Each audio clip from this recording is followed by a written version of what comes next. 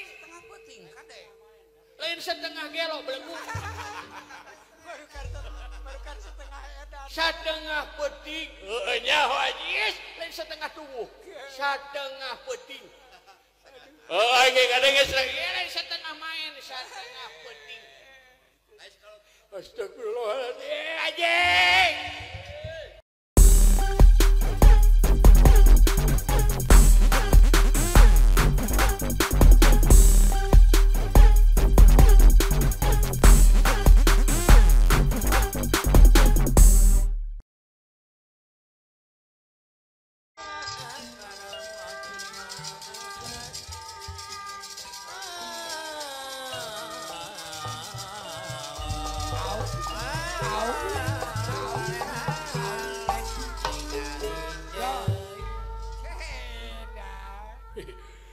Bade ngahaturkeun sembah pangabaktos Gusti. Diterima. Hah? Diterima. Hah? Diterima. Hah? Diterima. Oh.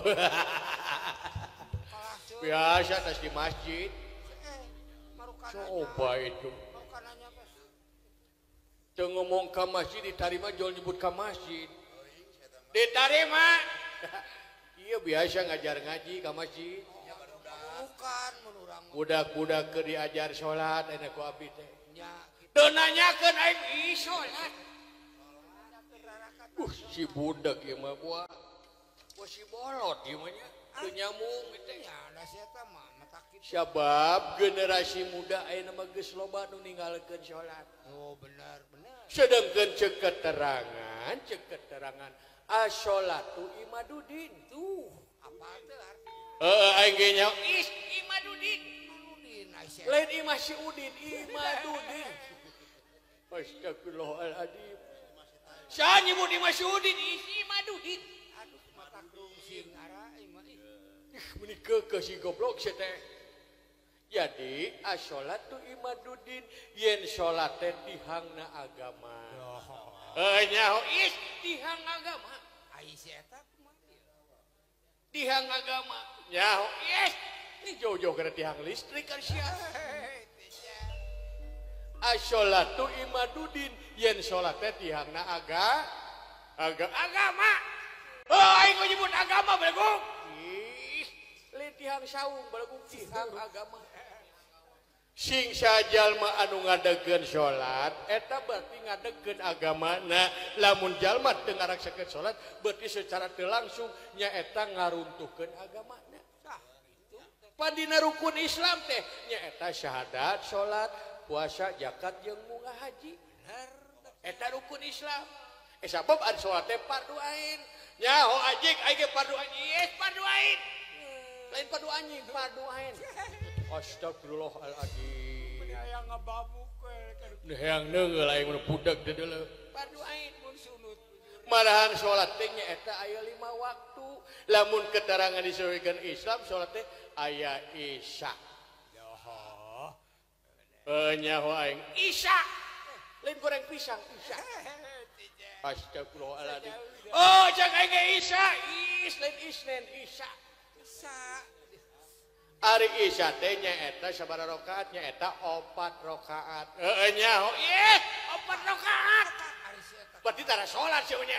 Ari aing nyebut kumaha goblok? Jauh-jauh 8 rakaat dari sia. Bener. 4 rakaat. Kade. Malahan sing saha jalma anu ngalaksanakeun sholat isya berjamaah tur di masjid, maka ganjaranna sarua jeung urang ngalaksanakeun sholat satengah peting. Dengekeun. Aing sok ngadenge setengah.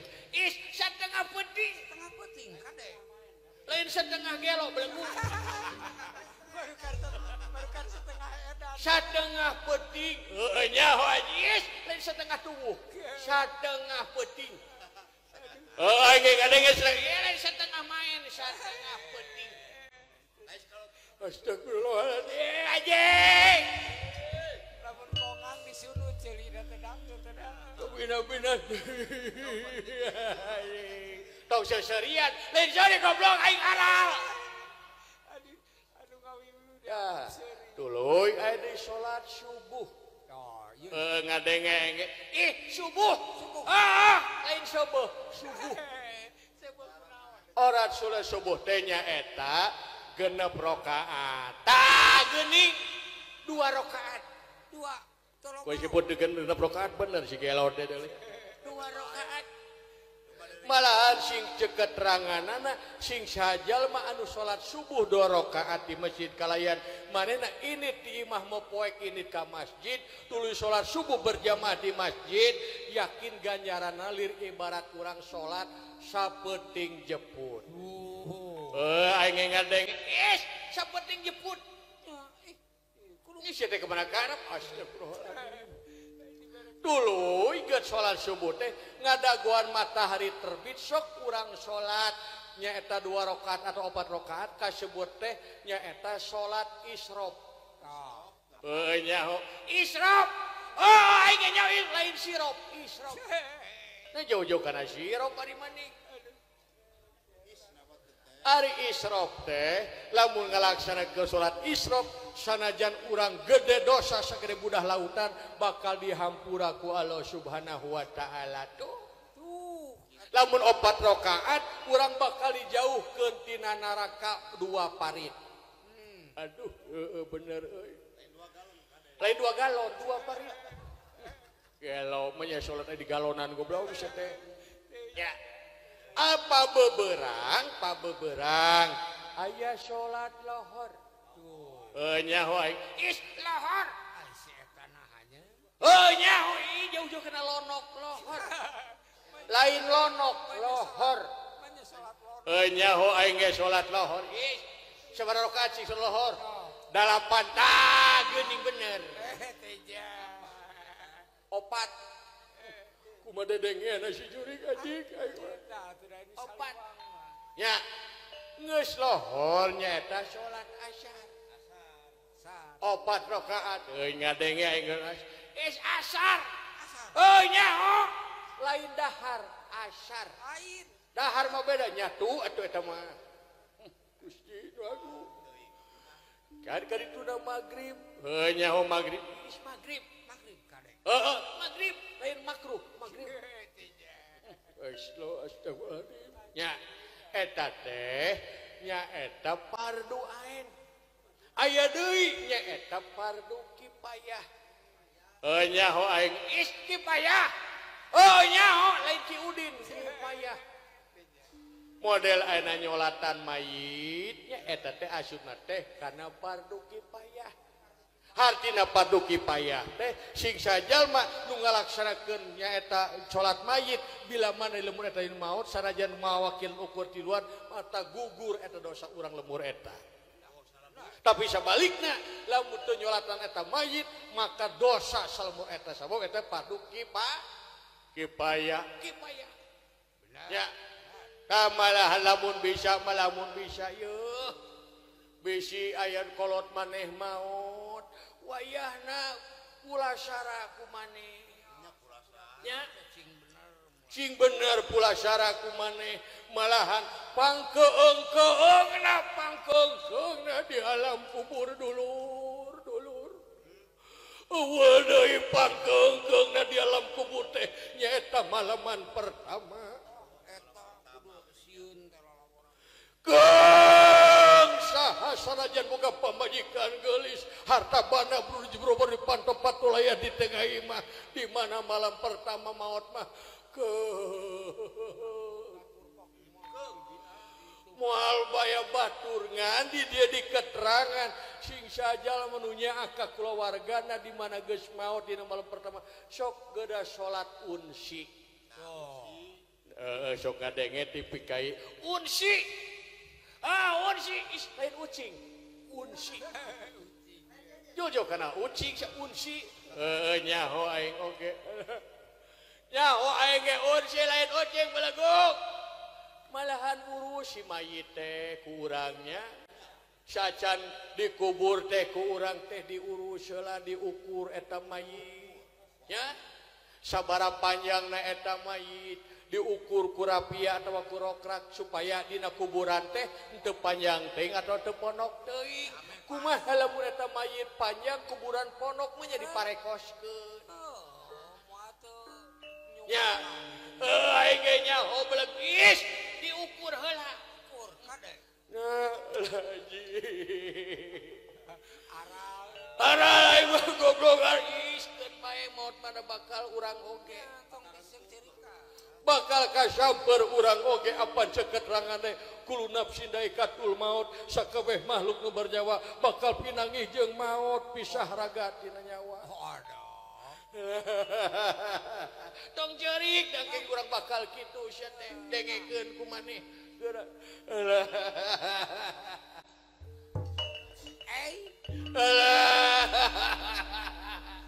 Muni sosorian wae sia teh loba duit. Anu dianggap seserian di kesehatan. Lain sore pada kung aral aing kieu nu budeuk.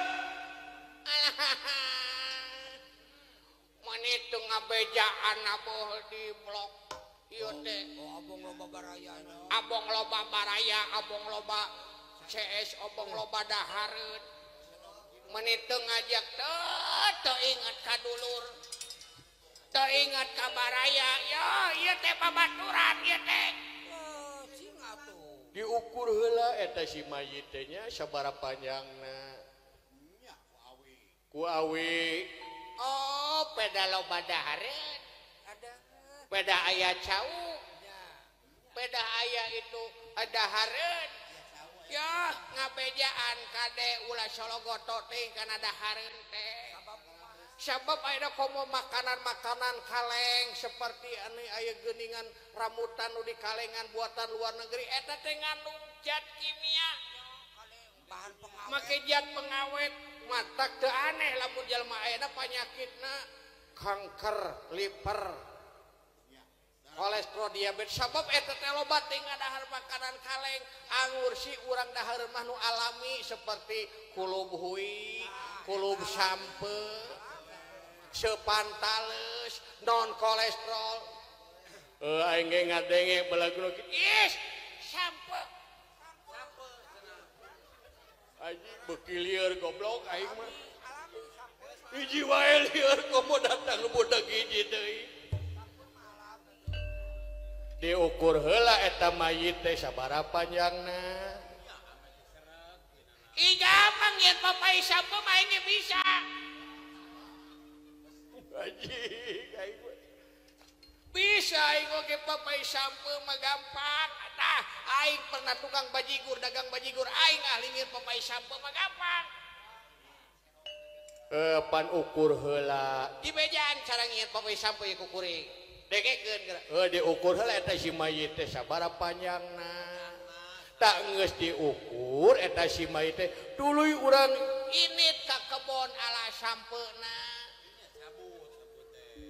Dicabut sampeuna, geus dicabut terus dikeri ku tungtung bedog dibawa karena keresek sampe tuluy dibawa ka imah. Tang geus dibawa ka imah eta sampe teh tuluy di mandian. Di mandian eta mayit teh di mandian nya si bersih. Alah anjing teh nyambung goblok. Teu nyambung aku. Di mandian eta si mayit teh nya make sabun, make sesengitan sing bersih. Tak geus bersih di mandian si mayit teh tuluy diparut. Eta teh Diparut gade. diparut eta si sampe teh digalokeun jeung gula beureum.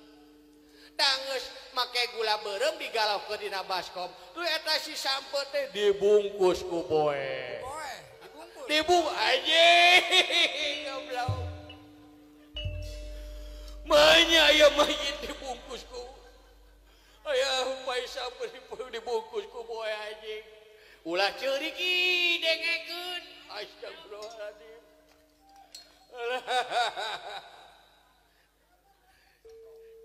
Dibungkus ku boe nya. Nah, geus dibungkus ku boe, geus disolatan eta si geus dibungkus ku boe teh nya. Tah geus make eta tuluy eta si mayit teh disepan. Sopan. anjing. Manya ya mayit disepan juring. Lamun bisa dina presto disepan Anjing aya mayit disepan goblok. Aduh budeg ampun. Geus disepan, geus asa dijahit tuluy di solatan. Anjing bojah ya. Maya papai sampai di solatan anjing. Anjing goblok. Tak geus di solatan, nya geus di solatan asupkeun kana pasaran, tuluy dibawa ka makam, tak geus di makam dibagikeun ka nu beukieu. Anjing. Diretak-retak dina di dalahar di makam. Menyaya mayit direcak goblok. Aduh, nu budeg jeung nu gelo goblok. Aduh, ampun Gusti. Tanggeus dibagikeun eta tuluy wadahna kade dibungkusannya kana keresekeun. Si bungkus-bungkus urut papais teh kana keresekeun geus dina keresekeun tuluy ditelekinan. Anjing.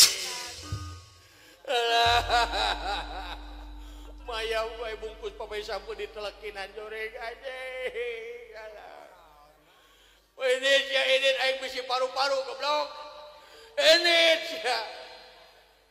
Kudu kitu ka mayit. Anjing teu ngobrolkeun mayit goblok. Bukan dibere bekok ka ieu. Anjing naon ka. Alhamdulillahirabbil alamin. Naon kadengena eta. Wayah kieu geus kadenge adan deui. Anjing. Aing mejus disangka adan si Juring. Parah pisan. Ada aing mejus disangka adan si Juring. Bejakeun kanu adan toa teh tobros sigana mah. Nah. Bau jengkol anjing. Deuk salat meureun si eta.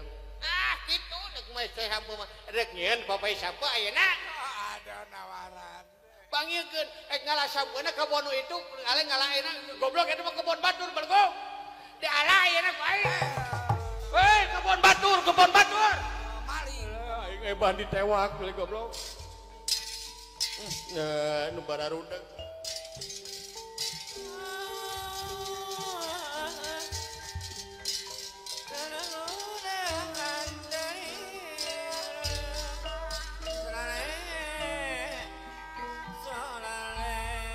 Cara rinit jauh.